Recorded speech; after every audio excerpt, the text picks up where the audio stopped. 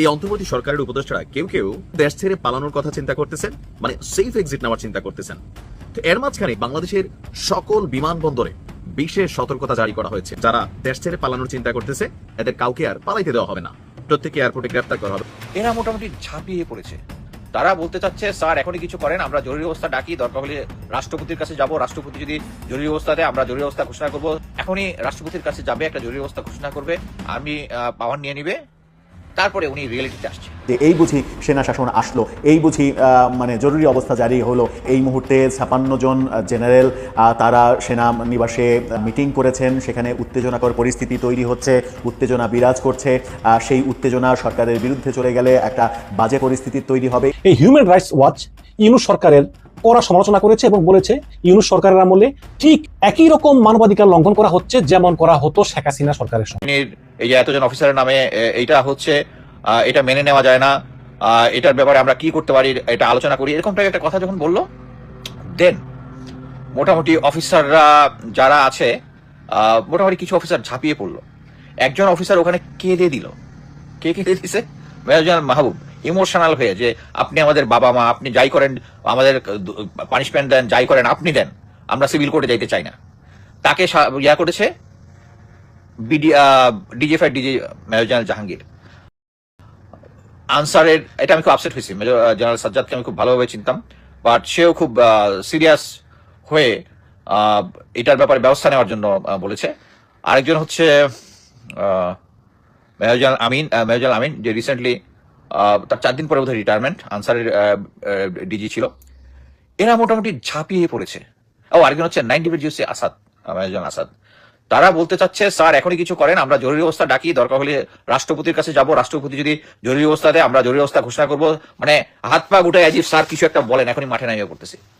মানে ইট ওয়াজ এ total emotional blackmail.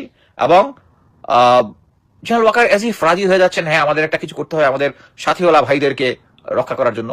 এই নিয়ে মোটামুটি একটা পর্যন্ত আলোচনা হয়েছে, এবং যে সমস্ত অফিসাররা রিয়েলিটি বুঝতে পেরেছে তাদেরকে এখানে অ্যাকচুয়ালি জেনারেল ওয়াকার কথাই বলতে দেয়নি, অনেকে কথাই বলতে দেয়নি। আচ্ছা, এরপরে একটা ব্রেক হয়েছে, একটা সময় একটা ব্রেক হয়েছে, 3টার সময় আবার শুরু হয়েছে।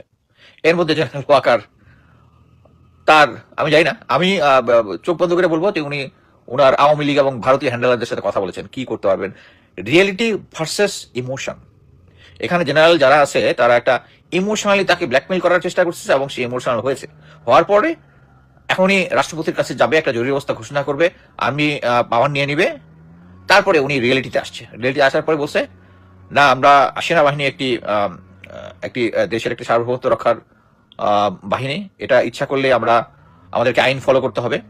আমরা এখন দেশের আইন অনুযায়ী যাদের এগেনস্টে চার্জশিট হয়েছে তাদেরকে কি করবে, তাদেরকে ওই আগের মতো ওই general lieutenant general Akbar, lieutenant general Saiful, lieutenant general Tabrez Shams, major general Hamid, এদেরকে যেমন বলছিল যে ক্যান্টনমেন্টে থাকবে এবং ক্যান্টনমেন্টে থেকে ওখান থেকে হাজিরা দিবে, এবং তার পরবর্তীতে তাদেরকে পালিয়ে যেতে সাহায্য করেছে। এই সেম জিনিসটা করার জন্য তারা প্ল্যান করতেছে, যে করবে। এবং তখন স্ট্রংলি যারা নির্দোষ তাদেরকে আমরা রক্ষা করবো। আরে ভাই, নির্দোষদের তো এগেনস্টে কি কোনো চার্জশিট দিয়েছে? আইসিটি ক্রাইম ট্রাইব্যুনাল কি দিয়েছে? তা তো দেয়নি। সো তারা চেষ্টা করতেছে হচ্ছে যে এরপরে তারা রিয়েলিটিতে আসছে। রিয়েলিটি আসার পরে জেনারেল ওয়াকার বুঝতে পেরেছে যে এই জিনিসটা যদি হয় তাহলে কি হবে। এখন যদি সাপোজ যে জেনারেল ওয়াকার এখন বললো জরুরি অবস্থা নিয়ে, তখন কি হবে? ছাত্র জনতা ক্যান্টনমেন্টের দিকে হাঁটা ধরবে, সেনাবাহিনীর সৈনিকরা ছাত্র জনতার দিকে গুলি করবে না। আগে যেভাবে বলেছিলাম 5ই আগস্টের আগে সেম জিনিসটা বলছে, তারা গুলি করবে না, জনগণের দিকে গুলি করবে না। তখন কি একটা ইন্টারনাল ক্রাইসিস হবে।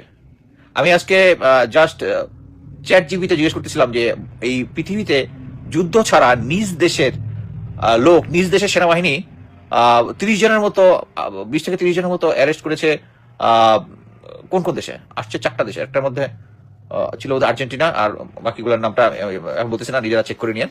আর একটা হচ্ছে বাংলাদেশ।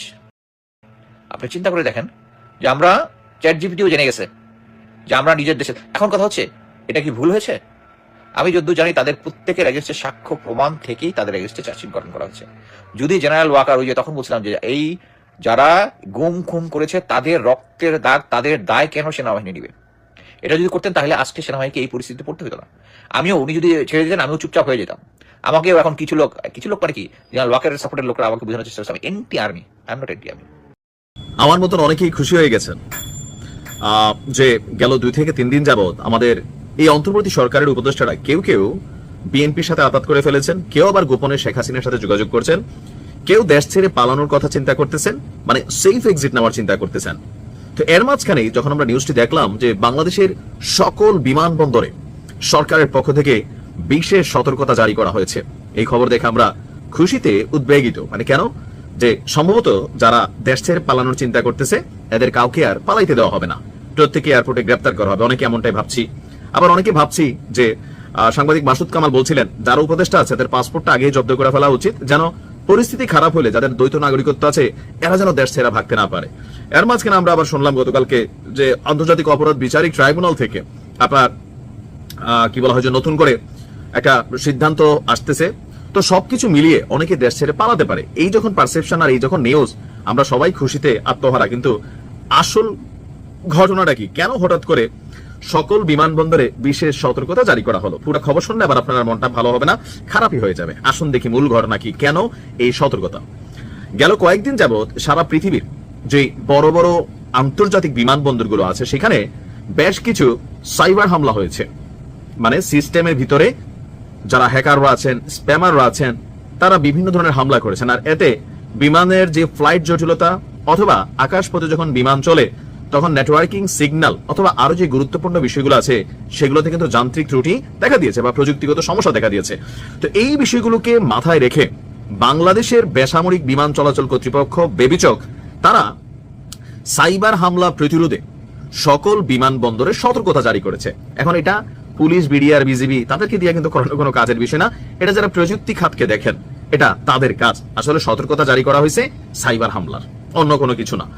এরই মধ্যে বেবিচকের ওয়েবসাইটে বেশ কয়েকবার সাইবার হামলা হয়েছে এবং এতে বড় ধরনের ক্ষতি না হলেও কর্মকর্তাদের মধ্যে আতঙ্ক দেখা দিয়েছে। এভিয়েশন মানে বিমান খাতের যারা কাজ করেন এবং সংশ্লিষ্ট গোয়েন্দাদের পরামর্শে বিমানবন্দরগুলোকে বেশ কিছু নির্দেশনা দেওয়া হয়েছে। সূত্র বলছে যে আপনার এয়ার কমোডোর আবু সাইদ মেহবুব খানের স্বাক্ষরিত নির্দেশনা পত্রটি দেশের সব বিমানবন্দর প্রধান সিভিল এভিয়েশনের ঊর্ধ্বতন কর্মকর্তাদের কাছে পাঠানো হয়েছে। নির্দেশনায় বলা হয়েছে বিশ্বের বিভিন্ন বিমানবন্দরে সম্প্রতি সাইবার হামলা হয়েছে, তাই বাংলাদেশে বিমান পরিবহন কার্যক্রমকে নির্বিঘ্ন রাখতে সবাইকে সতর্ক থাকতে হবে, 10টি নির্দেশনা মেনে চলতে হবে। তো এর মধ্যে আছে শক্তিশালী পাসওয়ার্ড ব্যবহার, সন্দেহজনক ইমেইল এবং লিঙ্ক থেকে বিরত থাকা, সফটওয়্যার এবং অ্যান্টিভাইরাস নিয়মিত আপডেট রাখা, পাইরেটেড সফটওয়্যার ব্যবহার না করা, অফিসিয়াল ডিভাইসে ব্যক্তিগত অ্যাপস ইনস্টল না করা এবং মাল্টিফ্যাক্টর অথেন্টিকেশন ব্যবহার করা। আর কোন সাইবার নিরাপত্তা সংক্রান্ত সমস্যা দেখা দিলে এটা তারা ব্লা ব্লা ব্লা ব্লা। তো বুঝতেই পারছেন যে বিমানবন্দরে যে সতর্কতা জারি করা হয়েছে এটা কোনো উপদেষ্টাদের সেফ এক্সিট আটকানোর জন্য না, অথবা দেশ ছেড়ে কারা পালাই যাবে এগুলোর জন্য না, এটা প্রযুক্তিগত একটা বিষয়। বৈশ্বিক মানবাধিকার সংস্থা হিউম্যান রাইটস ওয়াচ, এই হিউম্যান রাইটস ওয়াচ ইউনূস সরকারের কড়া সমালোচনা করেছে এবং বলেছে ইউনূস সরকারের আমলে ঠিক একই রকম মানবাধিকার লঙ্ঘন করা হচ্ছে যেমন করা হতো শেখ হাসিনা সরকারের সময়। এবং শেখ হাসিনা সরকার যেমন বিএনপি, জামাত সহ বিরোধী দল লোক দিয়ে জেলখানা ভরে রাখতো, ডক্টর ইউনূসও ঠিক তাই করতেছে। ডিটেলস রিপোর্ট দিয়েছে। আপনারা অনেকেই হয়তো বলবেন যে ভাই এই হিউম্যান রাইটস ওয়াচ শেখ হাসিনার সময় কোথায় ছিল? তাদেরকে বলতেছি যে হিউম্যান রাইটস ওয়াচ শেখ হাসিনার সময় শেখ হাসিনার গুম খুন মানবাধিকার লঙ্ঘন নিয়ে অত্যন্ত সোচ্চার ছিল এবং সবগুলো গুম খুন সবকিছু হিউম্যান রাইটস ওয়াচ ডকুমেন্টেড করেছিল। হিউম্যান রাইটস ওয়াচ শেখ হাসিনার সময় চুপ থাকেনি, তারা অত্যন্ত সোচ্চার ছিল। এবং সেই হিউম্যান রাইটস আবার এখন বলতেছে যে ডক্টর ইউনূসের সময়ও ঠিক সেম ভাবে মানবাধিকার লঙ্ঘিত হচ্ছে। আমি জানি অনেকে পছন্দ করে না, কিন্তু আমি সাংবাদিক, আমার সত্য বলা কাজ, কারণ পছন্দ হোক আর না হোক সত্য শুনতে হবে। আমি একটু রিপোর্টটা ডিটেলস পড়ে শুনে লিখেছে, নোবেল শান্তি পুরস্কার বিজয়ী মোহাম্মদ ইউনূসের নেতৃত্বাধীন বাংলাদেশের অন্তর্বর্তীকালীন সরকার ক্ষমতাচ্যুত আওয়ামী লীগ সরকারের সমর্থকদের, নেতাদের, কর্মীদের গ্রেপ্তারের জন্য সম্প্রতি সংশোধিত সন্ত্রাসবাদ দমন আইনের ব্যবহার ক্রমশ বাড়িয়ে চলেছে। মানে সন্ত্রাসবাদ দমন ব্যবহার করে আওয়ামী লীগের নেতা কর্মীদেরকে ঢালাও হয়ে গ্রেপ্তার করতেছে, এটা বলতেছে হিউম্যান রাইটস ওয়াচ। বাংলাদেশে জাতিসংঘের যে মানবাধিকার অফিসটা আছে তাদের উচিত অবিলম্বে নির্বিচারে আটক আওয়ামী লীগের নেতাকর্মীদের মুক্তি দাবি করা এবং ইউনূস সরকারকে অধিকার সমুন্নত রাখা এবং বেআইনি রাজনৈতিক সহিংসতা ব্যবহারকারী যারা মব সন্ত্রাস করে তাদেরকে গ্রেপ্তার করে তাদের বিচার করা। 3 সপ্তাহের বিক্ষোভের পর সাবেক প্রধানমন্ত্রী শেখ হাসিনার আওয়ামী লীগ সরকারের পতনের পর 2024 সালের আগস্টে অন্তর্বর্তীকালীন সরকার ক্ষমতা গ্রহণ করে তার আগে মানে শেখ হাসিনা পালিয়ে যাওয়ার আগ পর্যন্ত তৎকালীন হাসিনা সরকারের হাতে 1400 লোক নিহত হয় এবং 2025 সালের 12ই মে অন্তর্বর্তীকালীন সরকার সন্ত্রাস বিরোধী আইনের কঠোর সংশোধনীর আওতায় নতুন কর্তৃত্ব ব্যবহার করে আওয়ামী লীগের উপর একটি অস্থায়ী নিষেধাজ্ঞা জারি করে। এবং এই নিষেধাজ্ঞার মধ্যে রয়েছে আওয়ামী লীগের সমর্থনকারী সভা, প্রকাশনা এবং অনলাইন বক্তৃতা নিষিদ্ধ করা, এবং আওয়ামী লীগের সদস্য এবং আওয়ামী লীগের শান্তিপূর্ণ বা ক্লিন ইমেজের কর্মীদের গ্রেপ্তার করার জন্য ইউনূস সরকার এই সন্ত্রাস বিরোধী আইন ব্যবহার করতেছে। সুতরাং এই ইউনূস সরকারের উচিত শেখ হাসিনার অধীনে বাংলাদেশিদের উপর যে পক্ষপাত দুষ্ট আচরণ করা হয়েছে, শেখ হাসিনা যেমন বিএনপি, জামাত সহ অন্যান্য রাজনৈতিক বিরোধীদের দিয়ে কারাগার ভর্তি করে রেখেছিল এবং শান্তিপূর্ণ ভিন্নমত পোষণকারীদেরকেও শেখ হাসিনা অত্যন্ত নির্যাতন করেছিল, বর্তমান ইউনূস সরকারকে সেই একই রকম পক্ষপাত দুষ্ট আচরণে লিপ্ত হওয়া উচিত নয়। হিউম্যান রাইটস ওয়াচের deputy Asia director Meenakshi Ganguly কথা বলেন। তিনি বলেন যে বাংলাদেশে মানবাধিকার সুরক্ষায় সহায়তা করার জন্য সরকার জাতিসংঘের মানবাধিকার অফিসকে আমন্ত্রণ জানিয়েছে। সুতরাং জাতিসংঘের মানবাধিকার অফিসের উচিত উন্নয়ন পর্যবেক্ষণ করা এবং রাজনৈতিকভাবে উদ্দেশ্য প্রণোদিত গ্রেপ্তার নিরুৎসাহিত করার জন্য জরুরিভাবে হস্তক্ষেপ করা। অন্তর্বর্তীকালীন সরকারের অধীনে হাজার হাজার মানুষকে গ্রেপ্তার করা হয়েছে, যাদের অনেককেই সন্দেহভাজন হত্যার অভিযোগে এবং সন্ত্রাস বিরোধীদের অভিযোগে এই আওয়ামী লীগের লোকদেরকে আটক করা হয়েছে। অনেকেই হেফাজতে দুর্ব্যবহারের অভিযোগ করেছেন, যার মধ্যে রয়েছে চিকিৎসা সেবার অভাব, এবং হাসিনা সরকারের আমলে ঠিক একই অভিযোগ আমরা পেতাম। গত 28 আগস্ট মঞ্চ 71 আয়োজিত একটি আলোচনা সভায় সাংবাদিক এবং শিক্ষাবিদ সহ 16 জনকে আটক করা হয়। স্বাধীন গণমাধ্যম সংস্থা ঢাকা রিপোর্টার্স ইউনিটি কার্যালয়ে একদল জনতা অংশগ্রহণকারীদেরকে ঘিরে ধরে এবং মারধর করে। তারা অভিযোগ করে যে এই মঞ্চ 71 হচ্ছে আওয়ামী লীগের প্রতি অনুগত, আওয়ামী লীগের দালাল, কারণ মঞ্চ 71 স্বাধীনতা সংগ্রামে আওয়ামী লীগের ভূমিকা প্রচার করে। এই ঢাকা রিপোর্টার্স ইউনিটিতে যারা মঞ্চ 71 ব্যানার অংশগ্রহণ করেছিলেন, তাদের মধ্যে একজন হচ্ছেন সাংবাদিক মঞ্জুরুল আলম পান্না।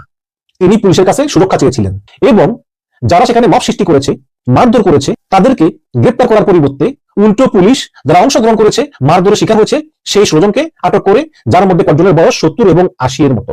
গ্রেপ্তারকৃতদের মধ্যে ঢাকা বিশ্ববিদ্যালয়ের অধ্যাপক শেখ হাফিজুর রহমান কার্জন এবং প্রাক্তন মন্ত্রী আব্দুল লতিফ সিদ্দিকী রয়েছেন। প্রাথমিকভাবে তাদের পরিবার সদস্য এবং আইনজীবীদের বলা হয় যে পুলিশ তাদেরকে নিরাপত্তার জন্য আটকে রেখেছে, কিন্তু পরে পুলিশ তাদের সন্ত্রাস বিরোধী আইনে গ্রেপ্তার করে, এবং পরে একই মামলায় আবু শহীদ খান সহ আরেকজনকে গ্রেপ্তার করা হয়। পুলিশের অভিযোগ দাবি করা হয় যে গ্রেপ্তারকৃতরা অন্তর্বর্তীকালীন সরকারের বিরুদ্ধে সহিংসতা উস্কে দিয়েছিল, যা সাক্ষীরা অস্বীকার করেছেন। এবং 4 সেপ্টেম্বর জামিন শুনানির সময় সেখানে সাংবাদিক মঞ্জুরুল আলম পান্নাকে হেলমেট, হাতকড়া এবং বুলেট প্রুফ জ্যাকেট পরে আদালতে নিয়ে যাওয়া হয়েছিল, এবং সেখানে রাষ্ট্রপক্ষের আইনজীবীরা আরেক সাংবাদিককে শারীরিকভাবে আক্রমণ করেন। সাংবাদিক প্রশ্ন করেছিল যে ঢাকা রিপোর্টার্স ইউনিটির একটি আলোচনা ছিল, এটা কোনো পলিটিক্যাল প্রোগ্রামও ছিল না, তাহলে কিভাবে তাকে সন্ত্রাসবাদী হিসেবে বিবেচনা করা যেতে পারে?